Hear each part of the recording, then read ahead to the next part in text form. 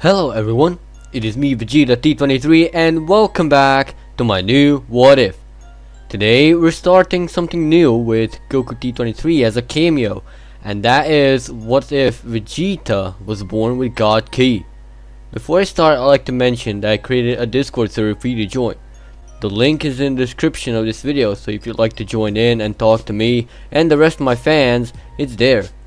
I'd also like to mention that I created an Instagram so you can survey my very uninteresting life. I post either Minecraft or Osu stuff. Now back to the video. Before I start, yes, I got the idea from Goku T23 and no, I'm not copying him. He told me to do it actually, so might as well. Regarding the what if, I'd like to switch up a few things. So Vegeta's power level is unrecognizable on the scouters, as you know, because of God Ki, and so the story goes a bit different. And so his father, the king, will try to send him somewhere else after quote unquote failing on creating the perfect Saiyan, giving Tarbell the mantle of the king at first until King Vegeta sees that his second born actually has way more potential. However, they won't see the same fate in the future once Frieza destroys the planet. Now with that out of the way, let's continue the what if.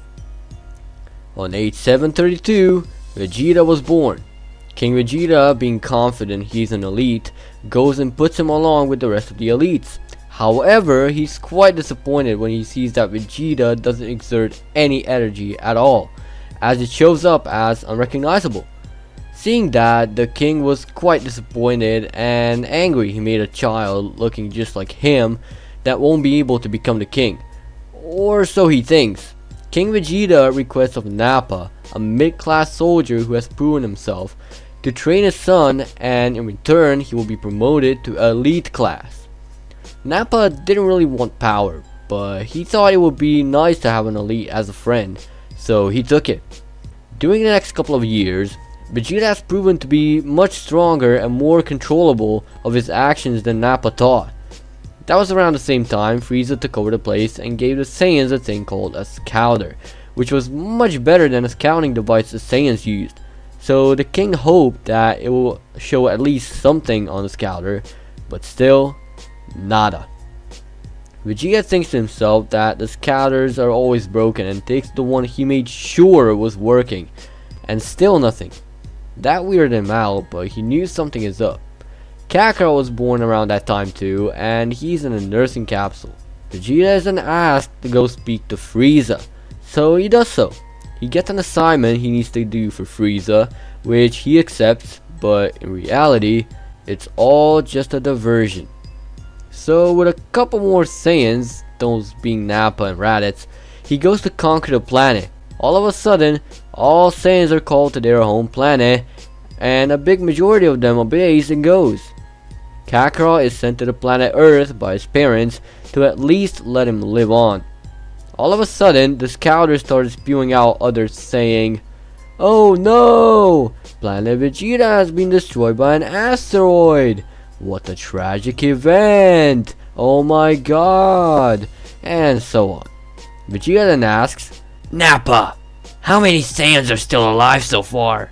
So far, there are just 3 of us. "My little brother, Kakarot, was sent to some backwater planet.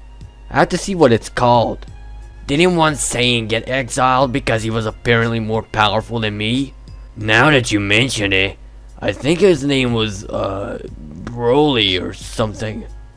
My younger brother is also somewhere exiled due to him being a weakling.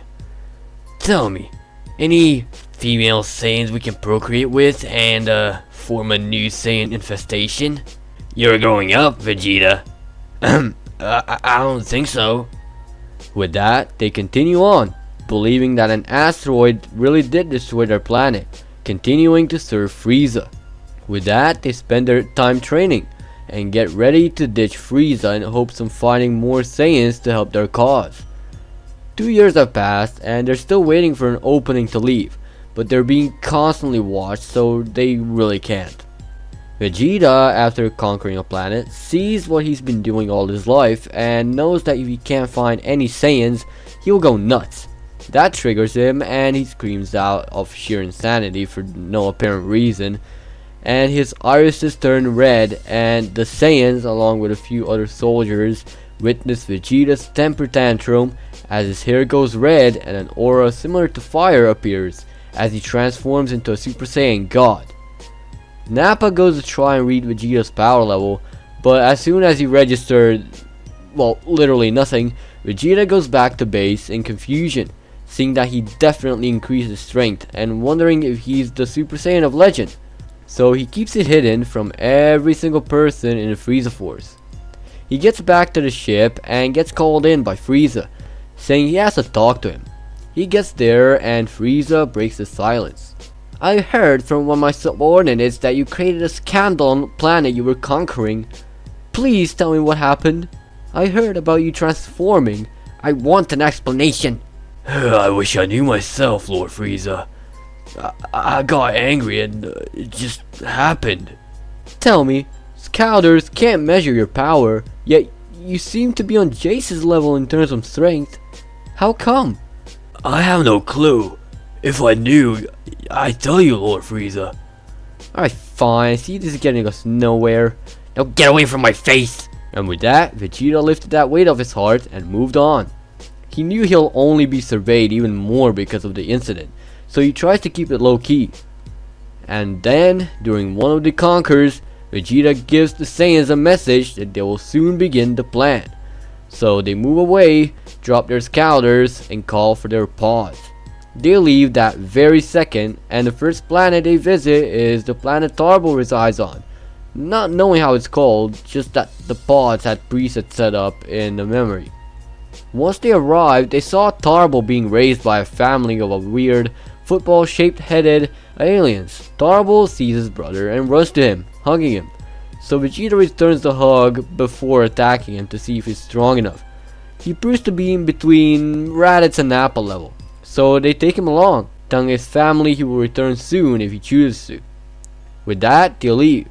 Next, they depart towards Earth to pick up Goku, and since Vegeta picked up his brother, he advises Raditz to do the same, and Raditz agrees.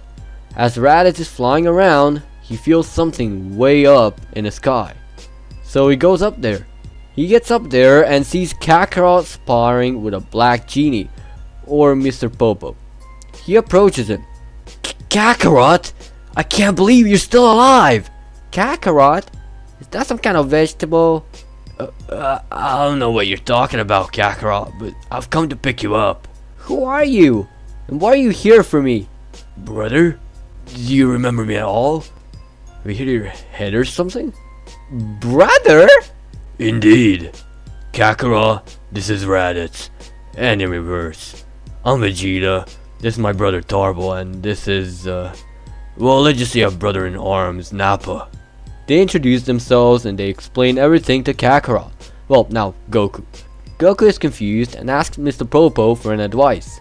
Popo says it's his decision, so he thinks for a moment and then joins them, but only if they return him back to Earth after whatever they're after. And with that, we're leaving things be for now. Thank you for watching. If I seem too drunk while voicing my script, then click dislike, but if you liked the video, hit that like button. If you'd like me to cover your idea in the near future, comment down below. And as always, peace out.